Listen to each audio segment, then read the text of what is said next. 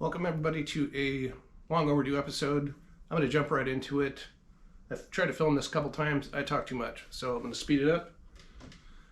I've been holding off on filming anything until I could get partway down the road with the Oratex covering. Obviously there's no covering on the wings, but I have been doing the research work and the testing and practice what you do before you commit yourself to covering an actual airplane part. For example, one of the tests which you perform, which is a peel test. You have these samples which are 1 inch wide, 150 millimeters long, which is pretty close to 6 inches. You bond it on and you leave this tail loose and you pull at 90 degrees. You pull at 1.3 kilograms or 2.9 pounds. It should not peel at all at that setting.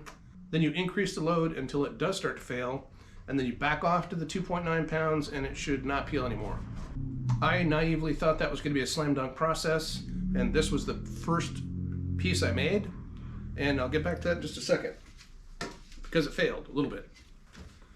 And the other project is that you make a test frame, and ideally it would have some radius corners so that you can learn the process. And again, you're learning how to use the adhesive, how to apply it, how to cut the material with enough excess, how to get it to stick, which is at 50 degrees Celsius, how to get the adhesive to actually melt, which is at 90 degrees Celsius, and then you're shrinking the fabric at 110 and 130 degrees Celsius. And I should qualify by saying all this information is out of the old manual, which I have, which was published in 2016. And while there's a lot of great information in that manual, it is translated German, and I have just recently discovered a PDF file, which I had already downloaded. Don't know where I got it from, but almost certainly it came from Better Aircraft Fabrics in Alaska. It contains not only a better format of the manual, but it also contains all kinds of tips and tricks and specific settings for your iron and your heat gun, which this is the heat gun, Steinel heat gun, which I got from Better Aircraft Fabrics, and the iron, which they also sold. As my building friend down in Toledo would say, there are places you can get this stuff cheaper. I just was supporting Better Aircraft Fabrics. I will say that both of these devices work fantastic. They are calibrated, they hold their temperatures well, and they heat up very quickly. I will say that one of the coolest things about the Oratex process is that I did this in my kitchen and dining room. If you are doing polyfiber in your kitchen and dining room, you are almost certainly a bachelor. You may not even understand why. You probably have motorcycle parts in your dishwasher, not that that doesn't work. However, this stuff is non-toxic. The adhesive doesn't smell, there's no fumes when you're running the iron, and that is a pretty good selling point. I don't have a spray booth. I don't have an HVLP spray gun, Tyvek suits, respirators, gallons of MEK. I'm not sanding anything. There's no filler coats. There's no UV coats, top coats, all that. This is ironed it on, it's flyaway ready. Back to this piece. Because it was the first piece I made, I was not super meticulous about the amount of heat that I used and the duration that I had it on here. And when the very first piece that I pulled on, which was this one, peeled a little bit, I was somewhat discouraged. I continued on, I pulled on this one, it did not fail. I pulled on this one, it did fail just a little bit. And this one did not fail, but 2 out of 4 is not a good average. And so by the time I had completed this, call it a failure of a test, I realized that I had learned quite a bit when I made the test frame that I'm going to apply to the second test. And one piece of information that was in that newer PDF that I referred to is that they stress the importance of having the varnished surfaces. Well, this one I did not varnish. I just marked it out and I put adhesive. This was another reason it failed. I put adhesive on the whole bottom cap strip, and when I went to go attach these pieces, which I had only done the 150 millimeters on, I was concerned that the pigtail out here with no adhesive on it was going to get in the way and get stuck and interfere with my measurement of the line where it was going to peel from. So almost certainly I did not run enough heat and long enough clear up to the line. So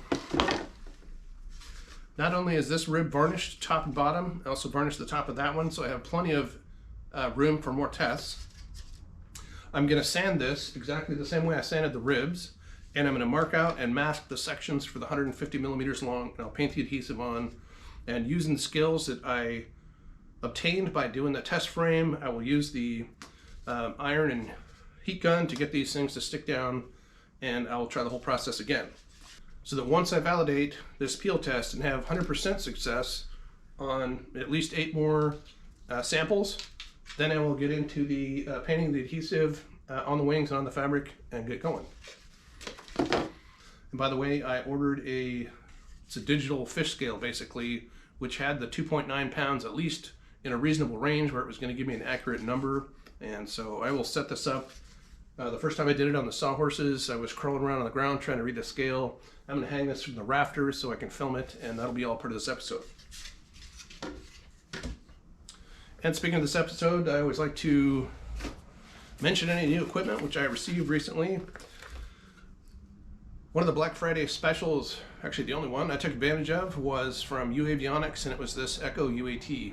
This and the WAS GPS antenna, which came with it as part of a package deal. I saved $300 or $400 by going with that. This is my ADSB in and out. It works seamlessly with the Sandia STX 165R, which is a remote headless unit. Transponder, which I'm still trying to obtain. That goes to the MGL displays and should work great. And behind me, you may see my brand new flaperons, which I was able to just pick up in Homedale, Idaho this past Friday.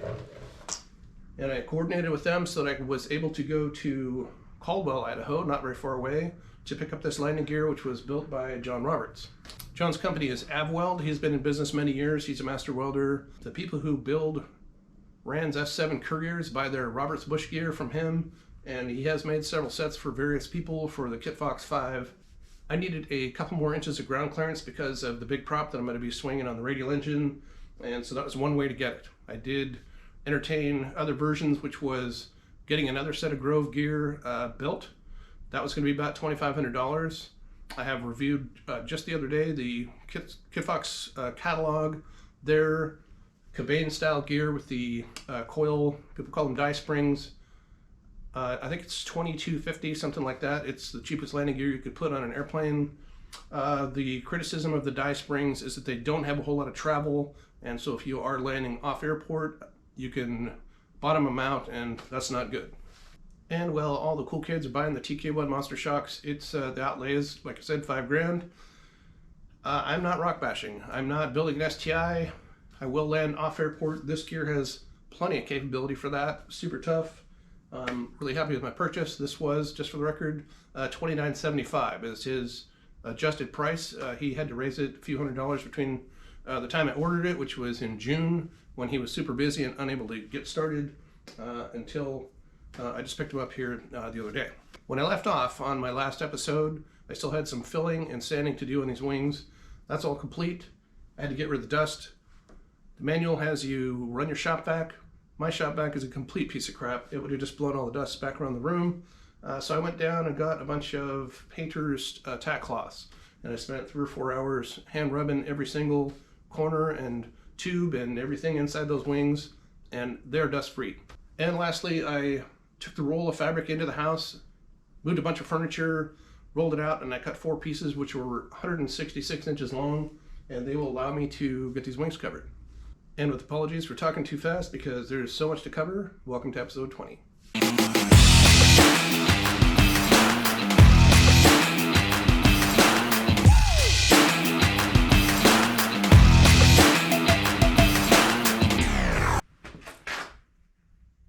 What you're looking at here is my right wing. I have the strips that I did the whole pattern, got them drilled in Clecoed, and then started in with the fitting of the wingtip, which should be done before covering. It's probably not impossible afterwards, but so here's a little short trip. Here's the one for the left wingtip. You can see this scribe line, hopefully. You're supposed to trim it to the scribe line on the top only and a little bit around the corner, and then you fit it up. I've got some pictures to put over the top of this. This is the right wingtip, which I have already trimmed, and you'll see I drilled about, 4 or 5 holes on top, and the same number down below. If you look up the Horner wingtips, which of course I did, trying to see what was critical about them, it is important that the aft end be straight across the trailing edge, and then also that it comes to a sharp point, that it's sharp in the corner, and that it's not just a straight trimmed edge, but this should be continuous with the trailing edge of the wing. In other words, flat. So you'll see in the pictures I have a level clamp to the trailing edge material and across here to hold this and then get it as straight as possible. Anyway, this job is pretty easy. Getting the wingtips, not as much. They do require going on and off several times in order to get the trim done correctly. And I'm all but positive nobody cares about the wingtips. Just going to show them up there in the rafters where I have them stashed. I have the aluminum pieces which get bonded and riveted to the wings. Just cleat-coat them in place so they didn't get mixed up. And then I'm not going to touch those again until after the wings are covered.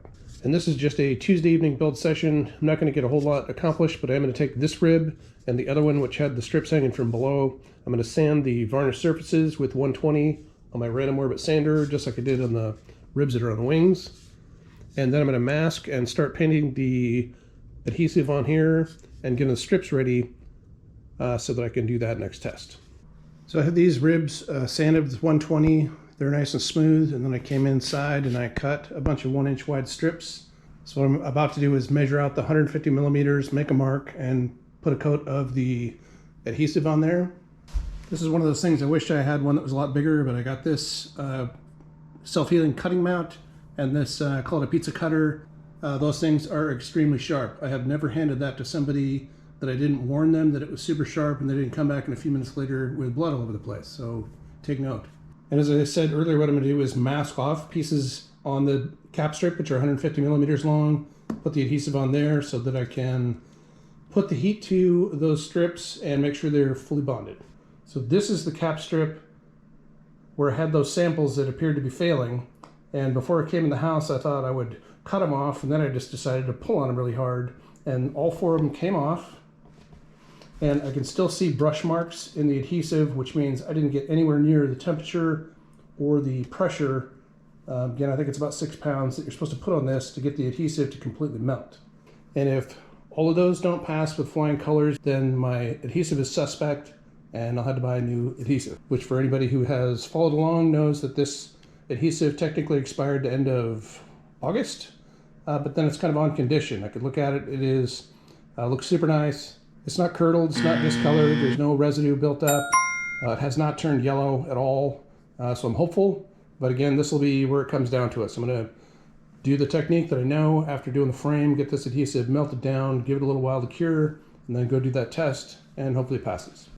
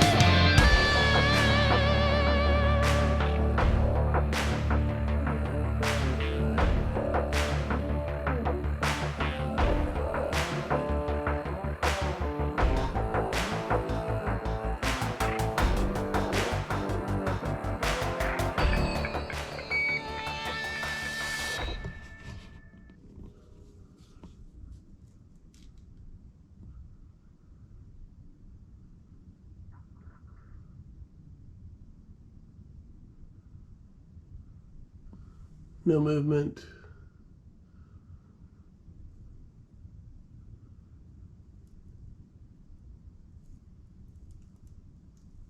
£5 pounds starting to peel.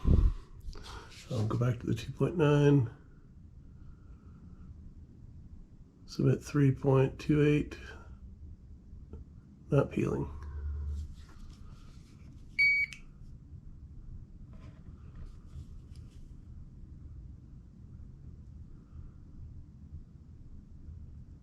Just over 3. Not going anywhere.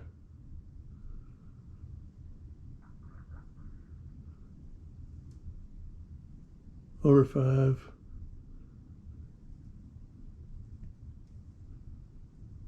6. 7. Yep, healing back to 2.9.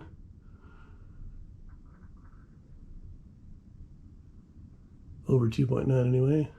I'm good. Alright, zeroed out. And I have no luck holding 2.9. I tend to go through there, hold in the low 3 range. It's not peeling. Let's step it up. It's 5.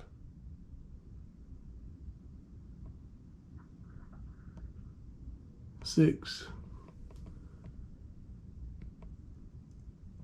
7. Oh, there it goes. Let's get it back down to the 3 range. Not peeling. So I'm pretty happy with that. Well, the peel test is behind me. It was successful. Well, still have to do the Harlan Payne hammer test.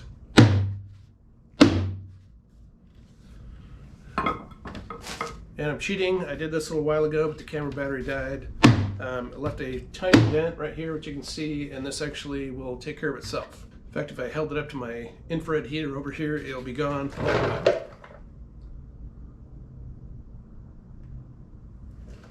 And there it is.